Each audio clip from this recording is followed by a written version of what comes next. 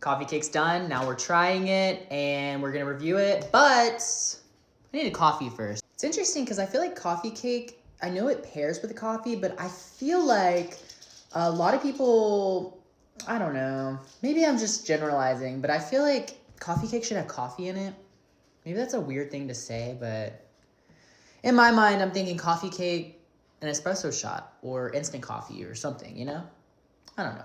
Let's try it out. First thing I'm gonna point out is that the coffee cake, straight out of the oven, does not hold shape. Probably need to wait a couple minutes. I'd say 10, 15.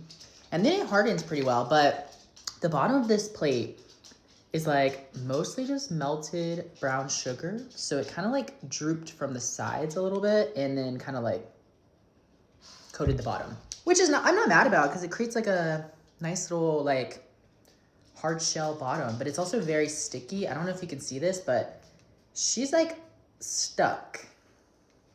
But the top is actually holding pretty well. Like, look. I thought it would break off a lot more easier. Let's try it. Okay, well, it moved right after I said that, right?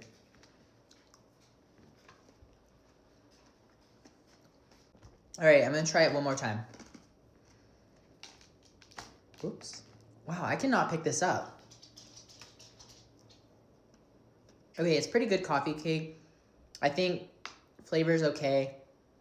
The topping, really thought it'd be sweeter, especially since it's like mostly brown sugar. But I'm not super impressed with this recipe. I feel like when you go to like a coffee shop or something like that, and you get like the same thing, theirs ends up tasting a little bit better. Maybe it's just because, I don't know, honestly. I'm like trying to think back to like what I actually did. It's not bad. I'd say it's a pretty okay recipe. Definitely better than a lot of the ones we've tried. So let's give this one an 8.5, but I will say maybe a more cinnamon flavor is like what this specifically needs, you know?